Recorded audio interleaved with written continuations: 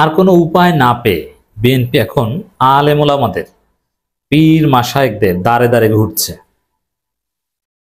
কিন্তু মজার বিষয় হচ্ছে বিএনপিকে কেউ গ্রহণ করবে না, করছে না। আওয়ামী লীগ যেরকম সিস্টেম করে একদিকে আলেম ওলামা ইসলামপন্থীদের নির্যাতন করত, আরেকদিকে আলেম ওলামা ইসলামপন্থীদের মধ্যে বিভাজন সৃষ্টি করে একটা অংশকে সরাসরি আওয়ামী লীগের পক্ষে রাখতে পারত, আর একটা অংশকে নিউট্রালাইজ করে রাখতে পারত, আর একটা অংশের মুখ বন্ধ করে দিতে পারত। Awami League was successful in this ground. কিন্তু বিএনপি কিচ্ছু পারবে না। হেফাজতকে ম্যানেজ করতে পেরেছিল আওয়ামী লীগ। আওয়ামী লীগ যা বলতো ওইটাই একটা সময়, এমনকি হেফাজতের কমিটিও হতো একটা সময় আওয়ামী লীগের কথায়, যে মামুনুল হকদের বাদ দেন, বাদ দিয়ে দিস, আবার ঢুকিয়েছে।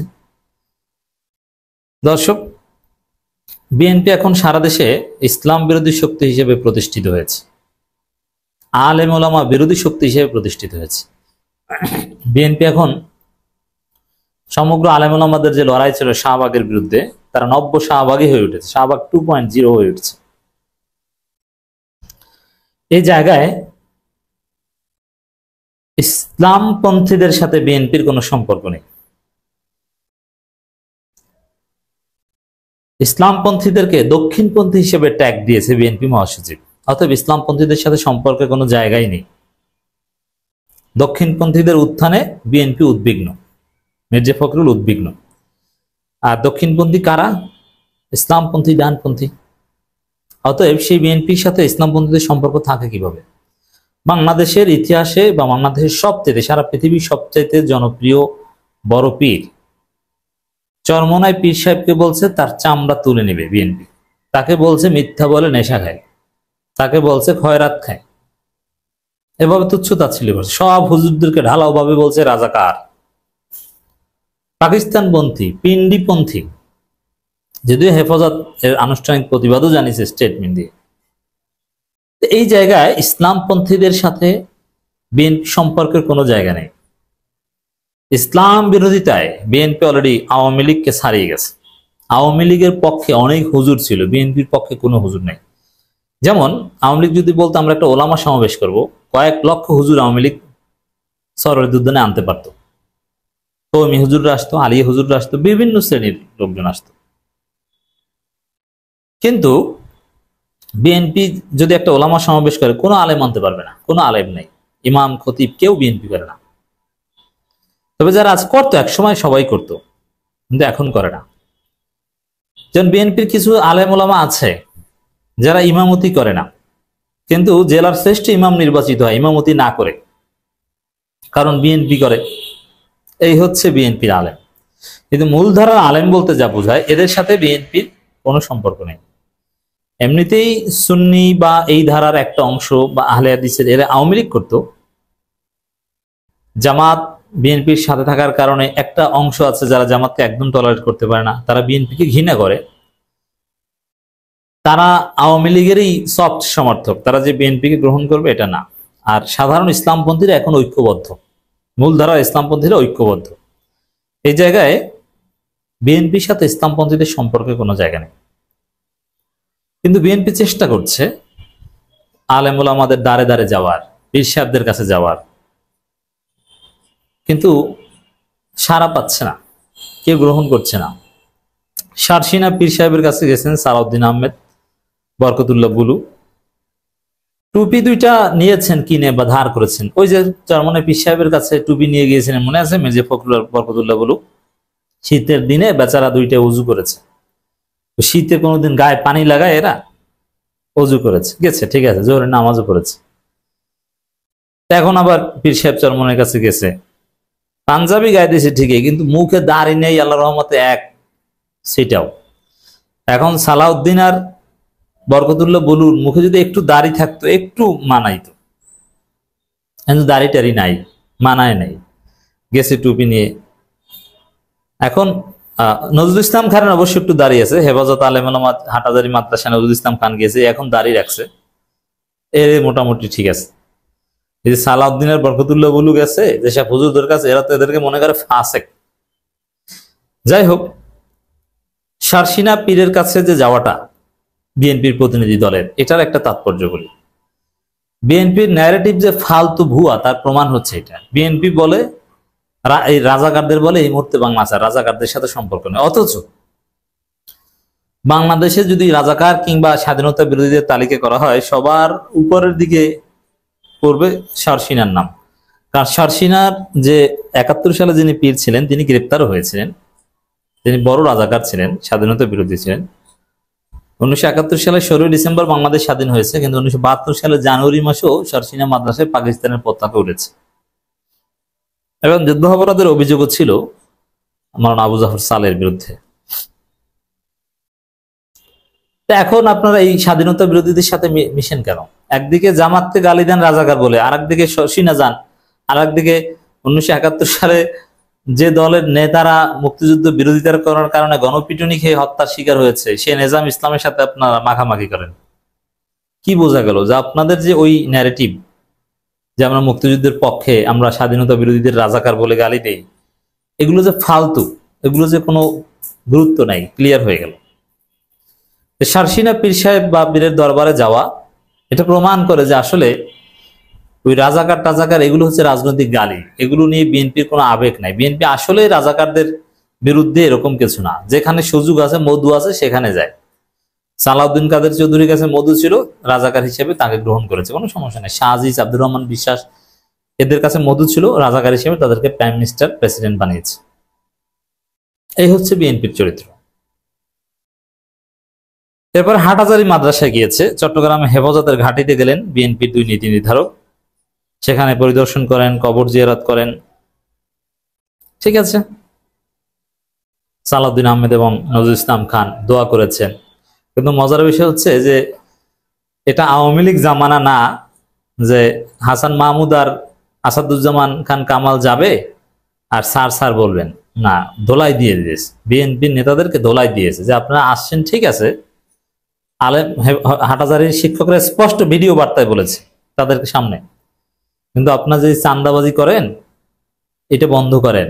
আপনাদের নেতারা যে আলেম ওলামা বিরোধী বলে, ওই যে ইশরাক নিজেকে নিজে মেয়র বলে, এইসব ফাজলামি বন্ধ করেন। পাথর মেরে হত্যা করেন মিটফোর্ডে, এগুলো করেন কেন? এরপরে আবার এই ফজু পাগলাকে ইঙ্গিত করে বলেছে যে আলেম ওলামা ইসলামের বিরুদ্ধে বলে, আবার এই হেফাজত কিন্তু রাজাকার বলা, পাকিস্তানপন্থী বলার আনুষ্ঠানিক প্রতিবাদ জানিয়েছে। মানে তাদেরকে পাশে বসে কঠিন বাঁশ দিয়ে দিয়েছে যে এগুলো কোথায় পান, এগুলো বন্ধ করেন।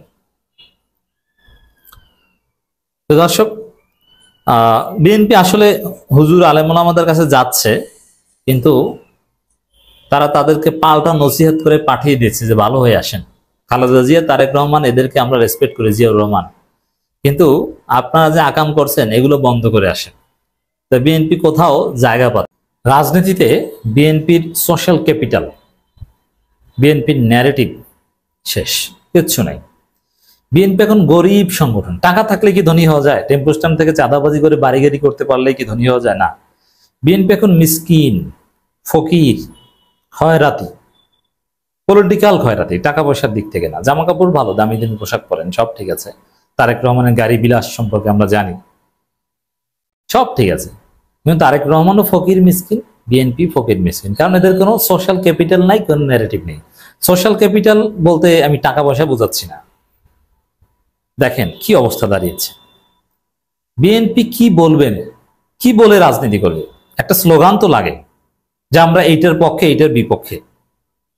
তো এমন কোন স্লোগান বিএনপির নাই যেটা এখন বাংলাদেশে চলে। কোনো উপায় না পেয়ে বিএনপি এখন আওয়ামী লীগ যেটা ধরে পরাজিত হয়েছে, আওয়ামী লীগের সেই ডুবন্ত জাহাজ, সেগুলো ধরছে বিএনপি। এগুলো জনগণের কাছে এখন ট্রল হচ্ছে, কোনো অ্যাকসেপ্টেন্স পাচ্ছে না, কোনো গ্রহণযোগ্যতা পাচ্ছে না, কোনো ক্রেডিবিলিটি নাই এগুলোর। মানুষ হাসাহাসি করছে, ট্রল করছে। দেখেন এনসিপির সোশ্যাল ক্যাপিটাল আছে, তাদের বলার মতো জায়গা আছে যে আমরা তারুণ্যের দল, আমরা নতুনত্বের দল, আমরা নতুন কিছু করতে চাই, আমরা জুলাই অভ্যুত্থান করেছি, আমরা জুলাই বিপ্লব করেছি, আমরা বিপ্লবের পক্ষের দল। অতএব শহীদদের সম্মান করলে আমাদের কাছে আসুন। সবচেয়ে এক্সেলেন্ট সোশ্যাল ক্যাপিটাল জামাত তো বলতে পারে, শিবিরও বলতে পারে, কারণ এই এই এই অভ্যুত্থানের সবচেয়ে বড় পাওয়ার হাউস ছিল জামাত শিবির। সামনে ছিল এই এনসিপির ছেলেরা, কিন্তু মূল পাওয়ার সাপ্লায়ার ছিল জামাত শিবির। এটা সবাই জানে, এটা প্রতিষ্ঠিত হয়ে গেছে। আর এখানে বিএনপির কিছু বলার নেই, বরং বিএনপির কর্মীরা, যারা হাজার হাজার কর্মী যারা জীবন দিয়েছে বা রাজপথে নেমেছে, আহত হয়েছে, তারাই এখন এনসিপি করছে, জামাত করছে, তারা কিন্তু বিএনপির সাথে নেই। শহীদ পরিবারের সাথে বিএনপি সম্পর্ক নাই। আহত নিহতরা বিএনপি করছেন। এখন বিএনপি যারা করছে, যারা গত 15 বছরে আওয়ামী লীগের সাথে আতাত করে চলেছিল তারা, অথবা নির্যাতিত হয়েছিল করছেন, কিন্তু জুলাইতে তাদের ভূমিকা ছিল না। তা জুলাইতে বিএনপির যারা ভূমিকা রেখেছিল তারা এখন বিএনপিতে নাই। আপনারা দেখেছেন অনেকে পদত্যাগ করেছে। ডক্টর ফয়জুল হকরা নাই বিএনপিতে। যারা ইসলামী মূল্যবোধের কথা বলতো তারা বিএনপিতে নেই, বিএনপির সাথে জোটেও নাই। বিভিন্ন রুরা ছিল, তারাও নাই। এবি পার্টি ছিল, তারাও নাই, কেউ নেই। তো দর্শক, বিএনপির সোশ্যাল ক্যাপিটাল বলতে যা বোঝায়, যেমন বিএনপির পক্ষে কেউ কথা বলবে বা কোনো একটা বিষয় বললে সেটা ডিফেন্ড করবে, কেউ নাই। বিএনপিকে ডিফেন্ড করে কে? এখন ওই বিরানি শাহেদ, অমুক তমুক, ওয়াহিদুজ্জামান, মানে যেগুলোকে এক একটা থার্ড ক্লাস শেষরা বাটপার মনে করে মানুষ, একদম নিম্ন লেভেলের বাটপার। একটু ফার্স্ট ক্লাস বাটপার হলে একটা কথা ছিল, থার্ড ক্লাস বাটপার। এদের কোনো গ্রহণযোগ্যতাই নেই, না আছে ন্যারেটিভ নির্মাণ করে, কেউ বিশ্বাস করে না এদের কথাবার্তা। যাদের সোশ্যাল ক্যাপিটাল আছে তারা কেউ বিএনপির পক্ষে নেই, যেমন পিনাকি ভট্টাচার্য, মিজানুর রহমান আজহারি, হিউজ পপুলারিটি, এদের চাইতে জনপ্রিয় কেউ বাংলাদেশে নেই। মাহমুদুর রহমান কি বিএনপির ছিল না? খালেদা জিয়ার মন্ত্রী ছিল। মাহমুদুর রহমান আছে বিএনপির সাথে? দেখেন কোনো ভালো লোক। এই পিনাকি ভট্টাচার্য কি বিএনপির পক্ষে ছিল না? আছে? নেই। তো বিএনপির কোনো সোশ্যাল ক্যাপিটাল নাই, কি বলে রাজনীতি করবে? আগে তো বলতো যে আওয়ামী লীগ খারাপ, আওয়ামী লীগের বিকল্প বিএনপি, এটাই বিএনপির আসল ক্যাপিটাল ছিল, এটা আসল ন্যারেটিভ, যে আওয়ামী লীগ ভারতের দালাল, জিয়াউর রহমান ভারত বিরোধী, আওয়ামী লীগ খারাপ, আমরা ভালো, এই ন্যারেটিভ বিএনপির এই একটার মাধ্যমে কমে, আর কিচ্ছু লাগবে না। কিন্তু এখন বিএনপি নিজেই ভারতের দালাল। এখন আওয়ামী লীগ বিরোধিতার প্রশ্ন নাই, কারণ আওয়ামী লীগ নাই। তো কি বলবে যে বিএনপি কোন পক্ষে? জুলাইয়ের ক্রেডিট নিতে পারছে না, আবার চান্দাবাজি করছে, ভালো সৎ যোগ্য ইসলামের পক্ষে, তাও বলতে পারছে না। মানে কোন ন্যারেটিভ ক্যাপিটাল কিচ্ছু নাই, বলার মতো কোনো জায়গা নাই, একদম ফকির মিসকিন খয়রাতি একটা দল। ন্যারেটিভ না থাকলে, সোশ্যাল ক্যাপিটাল না থাকলে ওই দল কোনোদিন টিকতে পারে না। এখন বিএনপি কি আনছে?